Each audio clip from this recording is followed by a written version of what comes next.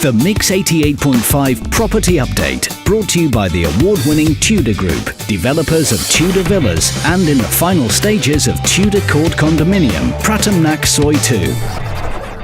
The Tudor Group, Thai lifestyle, European standards. Welcome to the Mix 88.5 Property Update on PMTV with my guest, as always, Tim Gladwin from Salmons, and all brought to you by the Tudor Group. The Mix 88.5 Property Update. So it's our property update, as always, with a guest in the studio, Tim Gladwin from Salmons, Thailand. You want to get hold of Tim, the usual number 038 252 588, or on the email patia@salmonsthailand.com. So Tim, good afternoon. How are things? Yeah, not too bad, thank you, Russell. Not too bad at all. Bit of a cold going on, as I think many people have right now. But apart from that, yeah, things are not at all bad. Business-wise, obviously last week we were talking about how things had quietened down a little bit, and suggested that maybe a combination of the floods and its effects in preventing people perhaps coming here that would have otherwise come might have had something to do with it. And in the last week, that's completely turned around, so that we've had an exceptionally busy week, and a large part of the reason for that is the floods. So I guess, you know, their effect from our perspective has somewhat turned around. Does that mean there's lots of people now that are escaping the floods in Bangkok coming down here? Because we've seen that, because the traffic is an absolute nightmare. But they're also coming down and going, oh, well, why don't we have a look and see if we can purchase something down here at the same time? Because it's not really been affected by the flooding, so maybe this is the place to be in the future. Yeah, I think there's been a significant element of that. Like you say, we have had quite a lot of people, an awful lot of people, coming in and desperately looking for somewhere to rent for a month or 2 months. In most cases, people obviously looking for something as affordable as possible, because in their own words, when they get back, many of them have to then put their house in order, after it having been flooded quite badly in their absence. So yeah, it's not a case of just the floodwaters have disappeared, so let's move back in. It's the floodwaters have disappeared, and what has happened while they've been there and what's been left behind that needs now to be cleaned out and fixed and changed. Yeah, I mean, it's ongoing, isn't it? It really is, and I think there's a lot of elements to it that we don't necessarily appreciate. A friend of mine was telling me that in some cases, when you surround a building with sandbags, and obviously stop the water coming in directly, there's a danger that the pressure builds up in the pipes, and then the sewage basically explodes out of the lavatories and the sinks and so forth. So, you know, even though the water is not getting in directly, it finds a way in. I did see one picture on the internet last week, or this week, of someone who did something a little bit more drastic than that, and probably a lot better than getting his sandbags in there. They actually built a wall. So covered up the house completely with a wall, which they will knock down once the flooding disappears. So there is no floodwater will actually get into the house. So that's one good thing. Hopefully they don't get that backup of pressure and explosions on the inside, because that would be even worse to come back to, knock down the wall and think, ha-ha, we've beaten the floods, and find out you haven't. Yeah, indeed, flooded from a different direction, albeit with raw sewage. Would, you know, if anything's worse than simple flooding, then that's probably it. But you know, from the perspective of Patia, obviously we have been busy in just about every imaginable respect. The roads for much of the last couple of weeks have been absolutely gridlocked. Certainly, personally, I've done everything in my power to avoid going into Patia itself, and avoided the main road as much as anything. But even then, there were times last weekend getting from the office, even going the back roads, you have to come onto Sukhumvit Road at a certain time, and for reasons I'm not entirely clear upon, even the traffic coming from the direction of Bang Saray into Patia, the wrong direction obviously if you're coming from Bangkok, was beyond busy. And maybe it's those people that have come in and then stayed further out of town. Have you been able to find stuff? Is there enough rental accommodation for these people that are coming down? Yes and no. There are options. There aren't necessarily as many cheap options as people would like. Obviously, the vast majority of people are looking to stay down here, and for obvious reasons, to spend as little money as possible. So the cheapest options have gone very quickly. Some people who have money have rented far more expensive options, and actually to such an extent that we've got a few clients right now who are looking for long-term rentals, people looking to rent a house for 6 months or a year, and there's very little for them to look at right now because so many landlords, whether or not they normally accept short-term tenants, have actually gone ahead and taken on people for a month or two, so that when we've been looking in the last few days for rental properties for long-term deals, there's just been very little available. Yeah, the vast majority of property seems to be full right now. Now, how have this has affected commerce? Because I know that there's always someone there out to make a buck, and I did see also looking through the internet and Facebook and other stuff, and I know bottled water is hard work, and did see somebody in Bangkok selling bottled water at 350 baht for a pack, which is rather expensive, and 1,000 baht gets you 3 packs of water. Now that's a little bit too much getting on the commerce. I know everybody's got to make a living somewhere, somehow, but getting that much and profiting on someone else's suffering, a little bit strong, I think. So have the landlords been that way around, or they just go, yeah, the rent is this price normally, so it's still this price? Most have been reasonable, it's probably fair to say. Not exclusively the case, but by and large, most people have been reasonable, and they've accepted that they're dealing with people who are in a very unfortunate situation right now, and they don't wish to exploit them and make that suffering worse. There are others, however, who see an opportunity, like you say, to make a buck, and have put the prices up a little bit. That said, of course, you do need to distinguish. It's fair to say whether you're in a time such as now or in an entirely normal time, it would be quite right and proper for a landlord to charge rent at a higher rate for a 1 month or 2 month contract, rather than for a 6 month or 12-month contract. And that would happen normally, irrespective of whether there's the flooding in Bangkok or not, because obviously you get something else, i.e.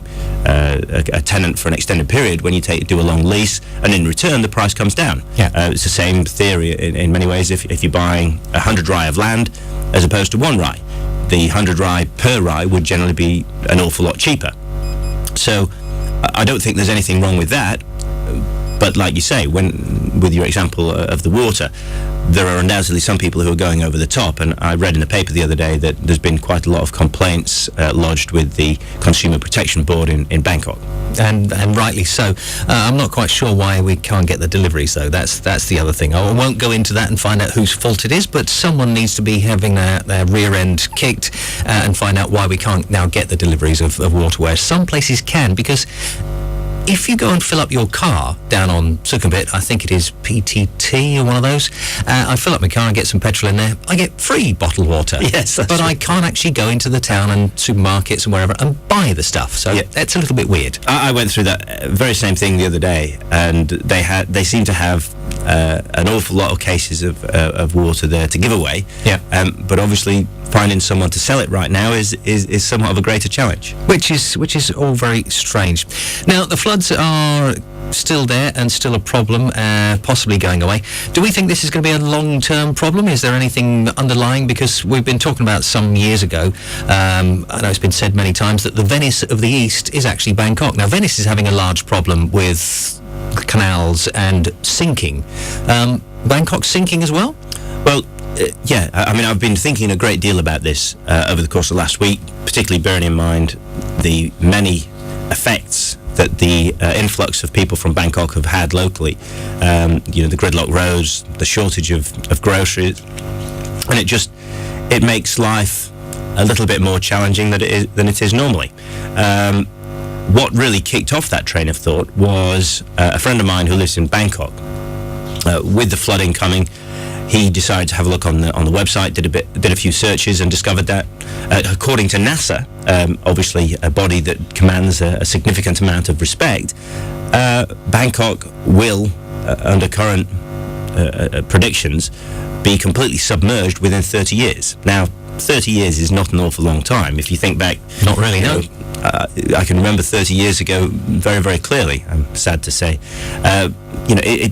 When you're a child, 30 years seems like forever. When you're the age as we old are as now, you are, yes. it's clearly, it doesn't seem that long at all, and the prospect that Bangkok will be permanently submerged by the rising global sea levels within such a short amount of time is an astonishing and quite shocking reality. And it made me think, well, if that is the case, obviously there's an awful lot of time between now and then, and there's an awful lot of things that can happen between now and then, and I have no doubt whatsoever that there will be efforts made to deal with this one way or another. But nevertheless, it's going to have an impact, and it's a significant issue that they have to deal with. The way I was, my own personal contemplation made me wonder, well, given that right now you've got the international airport, Suvarnabhumi is obviously this side of Bangkok. You've got Lam Shabang, which is now by far and away Thailand's biggest seaport. And you've got such a large amount of the new commercial development and investment going on the eastern seaboard down here around Pattaya. So this is still going to be the best place to be, and I think some of these factories are going to move down here as well. It's likely that they will move. I sat with a couple of folks from the motor industry over the course of last week, and they did tell me about one little thing. There's, yes, possibly factories are moving, what they can go in there and get. The salvage, not really going to happen, probably going to have to start from scratch again, especially like the people like Honda, because a lot of that machinery is not going to be there. But there was one case that he said, the factory out in Ayutthaya is currently under 3 meters of water, so the factory is, forget it completely. But there is 2 pieces of equipment that they really would like to get, and they offered a dive company 1.5 million baht to go down and get these 2 bits of equipment. And I thought, that's not bad. Being a diver, maybe I could do that little job. He said then that the companies trying to do it have all said no, because it's right next door to the crocodile farm. So that's one of the off-putting things. Yeah, I heard a very similar story whereby some divers had apparently gone down in a factory and had been confronted by some crocodiles who were apparently living in an area of the factory that offered them the sort of little cave-like areas that they tend to live in. And what they were trying to do apparently is put some metal, submerge some sort of metal caging to try to block them off so they can take the important machinery out. But, yeah, an extraordinary turn of events, really. But also, I think there's a big issue with snakes. Obviously, the water, as we all know in Thailand, when you do get heavy rain, snakes that live in burrows do tend to be brought out into the open far more. And I understand that in certain areas there's been significant issues with snakes having been pushed out of the burrows and basically moving ahead of the flood. Wow. So, yeah.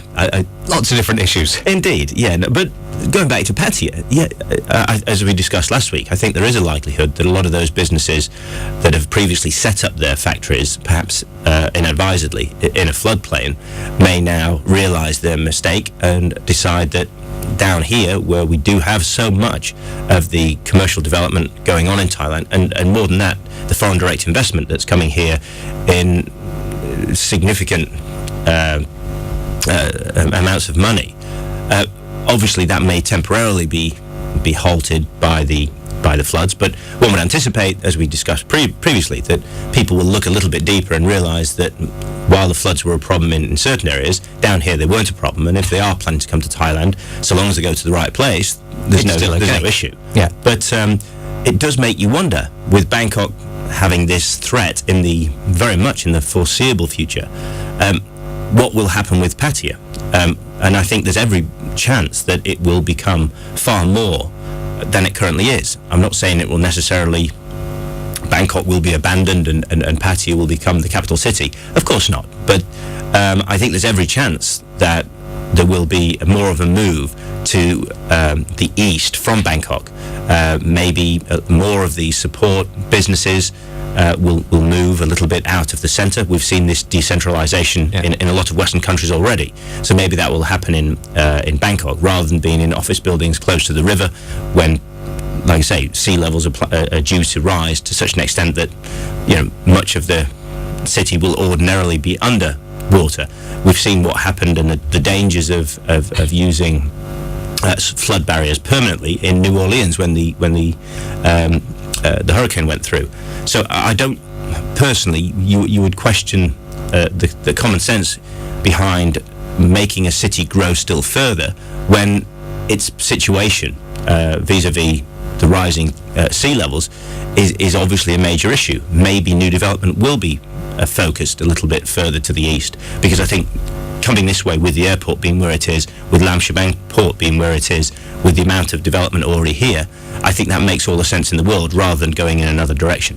And the river, the properties on the river, are those the most expensive in Bangkok? Are those that are getting very close to the floods very quickly? They're the ones that are the most expensive to get. So I'll put the question to you that I did several months ago. Do we think it's now time to sort of say, well, okay, it is going to get better. Shall I now start to invest in some luxury housing so that when all these things do happen and you're going to get the execs from overseas that want the best sort of housing they can get for themselves and their families, is it now time to say, well, let's invest in that particular area? Because the condos seem to be invested in quite well and growing quite well. Is that other side of the market needed now? Well, I think there's certainly an argument to that effect. One thing we've discussed previously, and which I've been saying for years, is there is a shortage of true executive housing down here in and around Pattaya. When you get a client and they have a corporate housing allowance to spend, they may have 2 or 3 children, they've come over here specifically to work in one of the multinational businesses on the eastern seaboard, there are undoubtedly a shortage of the right kind of 4, 5, even 6 bedroom houses here. The vast majority of properties here are 2, 3, and sometimes 4 bedrooms. Yeah. But the majority 2 and 3 bedrooms, and they're not of a size and not of a quality that will satisfy these sort of overseas executives coming over here. Therefore, I think that there is a big opportunity. Laurel Park, as we've discussed before, is a development that was built by investors purely as rental properties. It's not far from Horseshoe Point. They built very nice, bigger rental properties, and they're always full. They don't try and sell them. All they do is rent them out for very healthy rentals. And, you know, their success, I think, is an indication that there is this kind of shortage of the right kind of properties in the right locations, offering the right degree of security and services that people such as the executives demand. Which is nice. Now, we've talked about over the last couple of months or so about not just looking at the foreign market here with people buying, but the Thais coming out of Bangkok, the locals are coming down looking to buy. You think that's going to start to increase again as they've come down anyway, but needing to rent something? Maybe they think, well, let's get a permanent residence down here as well now. I think there's every chance. I mean, without a shadow of a doubt, the last couple of years or so, I've seen a very significant increase in the number of Bangkok Thais who have been investing in the Pattaya real estate market again. Obviously, they had a phase, perhaps 20, 25 years ago or more, when a lot of Bangkok Thais bought a lot of property down here. Then they didn't do it so much for a long time. But the last couple of years has seen a very significant increase in the interest level amongst Bangkok Thais in Pattaya property. And I think, you know, an indication of this is the success that sales booths for particularly new condominium developments that they've had when they've had displays in Bangkok, whether it's in any of the big shopping malls in Bangkok, and they've done very, very well. So I know some developments in particular, a very significant proportion of their early sales were done to Thais in Bangkok. They weren't even, the sales weren't even made down here. They were just purely in Bangkok. So there's no doubt that there's already been a growth in that. I think inevitably the flood situation now will make quite a lot of Bangkok Thais have a look at their situation, assess their circumstances. Maybe they'll look on the NASA website like my friend did and realise that there's a potentially bigger issue coming. But even without that, I think people will realise, certainly when you look back over the last year, you had the flood now, a year and a half ago, you had the demonstrations in the centre of Bangkok, such that an awful lot of people couldn't get to their luxury homes. And certainly, even if they could, it's probably the last place they would have been, because there were a few stray bullets flying around and you know, an altogether dangerous situation. So a holiday home down here is like, thank you very much, well, very nice. You know, even if you don't have floods or political riots in the centre of Bangkok, even without that, with the roads now being as they are, with the infrastructure being as it is down here, with the shopping, the restaurants and the entertainment, Pattaya is a very, very interesting place for a lot of people to come away at the weekend. But now that there have been 2 significant events in the last 18 months whereby people would happily have come away to their own place down here, one would anticipate that, it will give people food for thought, and I would guess that it is likely to make that increase in the interest amongst Bangkok Thais and the Pattaya property market grow still further.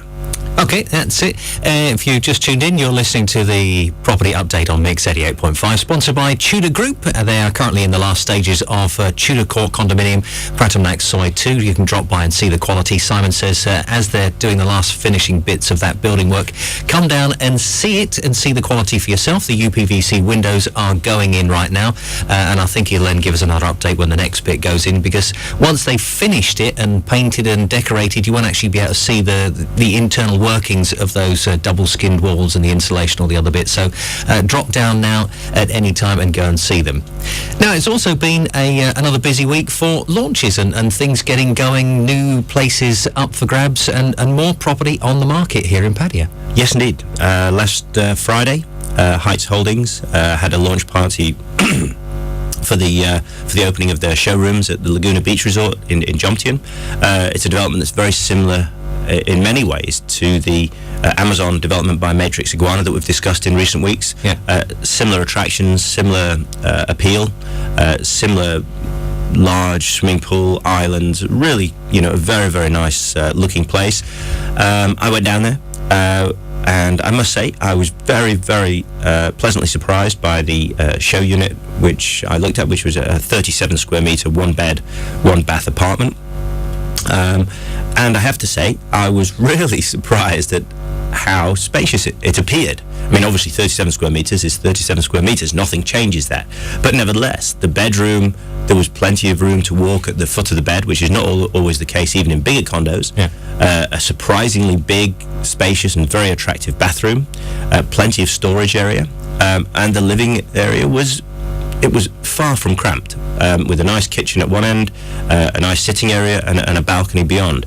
And, it really did work very, very well. And if I was going away and staying somewhere for a month or 2 months on holiday, to be staying in a place like that would be fantastic. Having the defined separate bedroom, I think, is far more appealing than being in the same room, whether you're in bedroom, whether you're in bed or sitting watching TV, whatever. Yeah, I think the studio always gets you to not have a proper bedroom, because you're then always laying on the bed in the middle of the day, because that's the nicest, comfiest place to watch the TV, which is what you shouldn't be doing. You should go to bed to go to bed. Absolutely right. And if people are coming around to your room, you don't really want them sitting on your bed. No.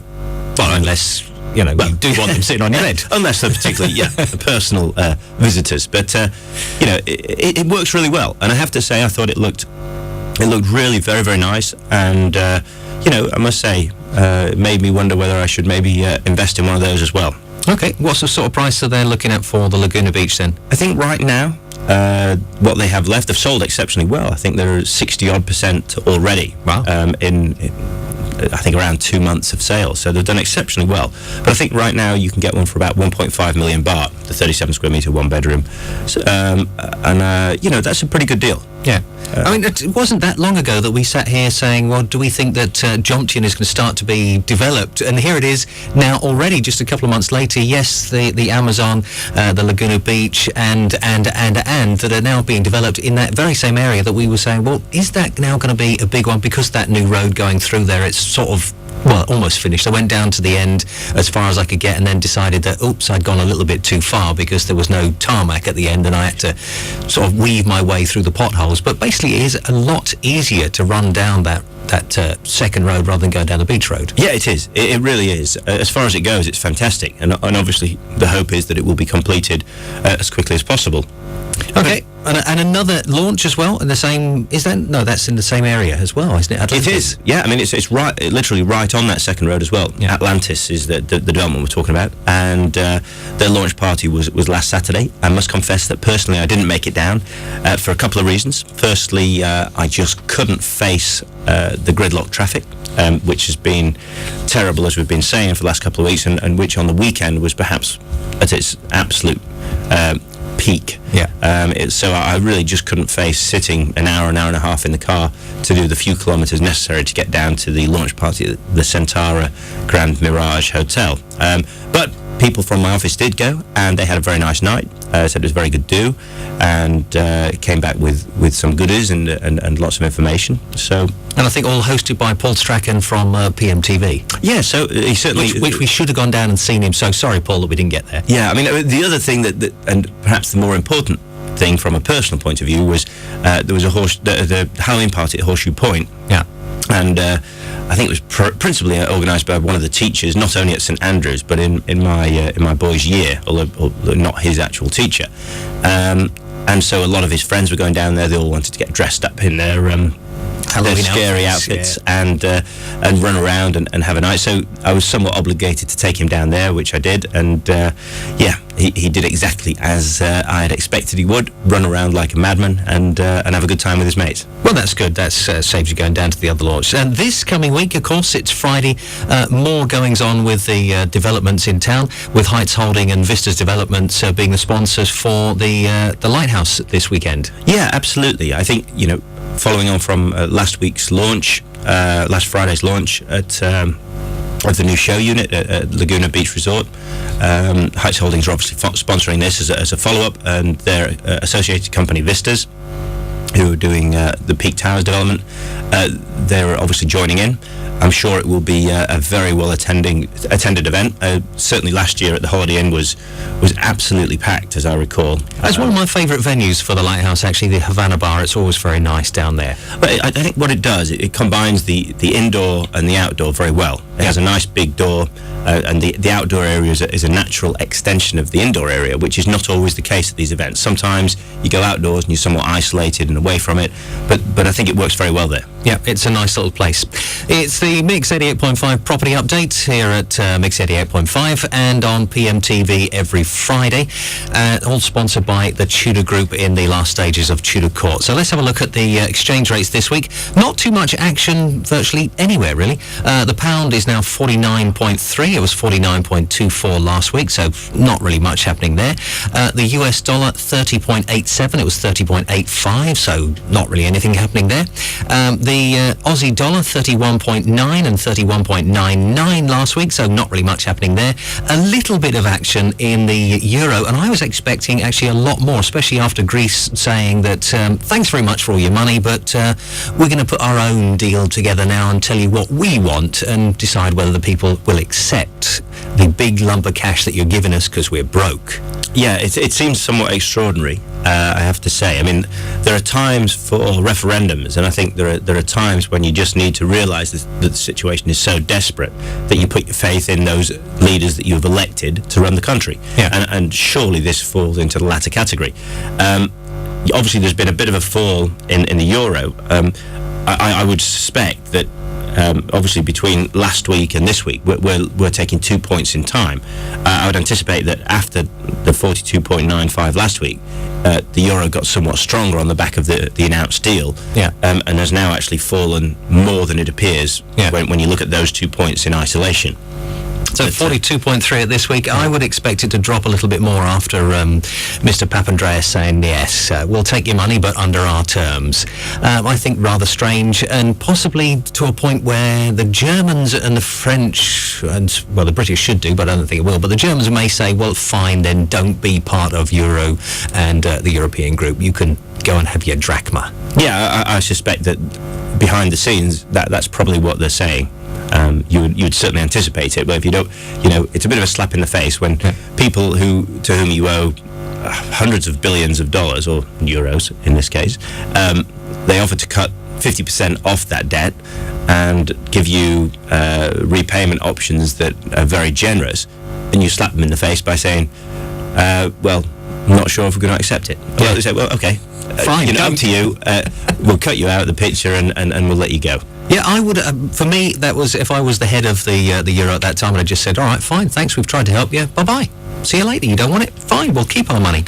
Now, on the current exchange rates, 1.5 million baht buying a condo this week will cost you in US dollars $48,575. In pounds, it will cost you 30,420.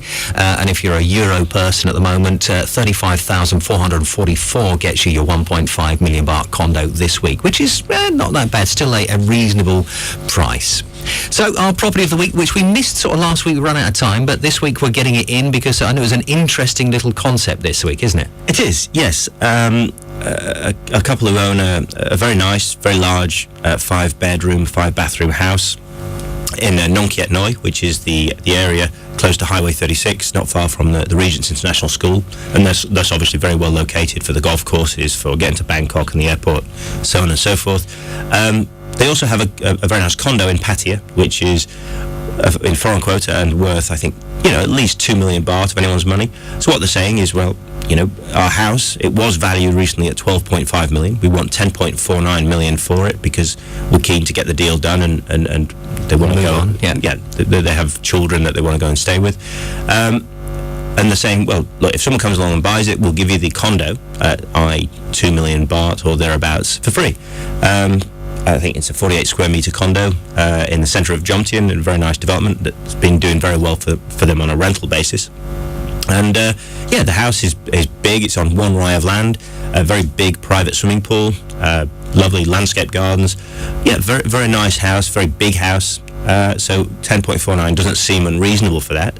And obviously you then get your free condo, which can then be used presumably as an investment property. Well, are they currently renting out the condo? Yeah, and it's done very well for them. They tend to rent it out short term. It's in like a development that has a quasi hotel type service, and they tell me that it's always done very well for them. They've had a very healthy return from it based on their investment price, which was the best part of 2 million baht in the first place. So yeah, it's an interesting deal. I mean, it's something that I haven't come across here before, and they just wanted to try something that was a little bit out of the ordinary, and I think it's it's something that might appeal to someone, because you do get a lot of people coming out here who buy a place and who are then looking maybe to get something else that will give them an income. Yeah. And so there it is, all in one. It's not a bad little package, is it? You get yourself a nice little house, you can go and live there, and immediately you've got income from another little property you've got as well. That's cracking. I love the idea of that. And if you want to know more about that, you can contact Tim. His office number is 038 252 588. You can call, or you can rather email pattaya@solmansthailand.com, or the website is www.solmansthailand.com for more information there. A nice little 5-bedroom house with 5 bathrooms, separate maids' quarters, 1 rai of land, and not bad. Sort of with the free condo, it's like one of the best freebies I've seen thrown in for a long time. Yeah, it's not an irrelevance, that's for sure. It would be nice. We'll be back same time, same place next week with another edition of the property update. As always, Tim, thanks for coming in. Thank you. And if you want to get hold of us again and see it, it's Pattaya Mail TV, PMTV, every Friday, and of course here at Mix 88.5 on a Wednesday at midday, just after the Business Daily. You've been watching the Mix 88.5 property update on PMTV, brought to you by the Tudor Group. We'll be back same time, same place next week. See you then.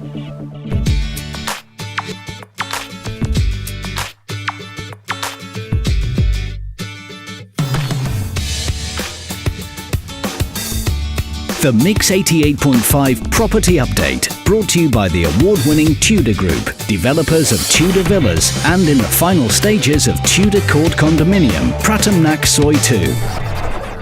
The Tudor Group, Thai lifestyle, European standards.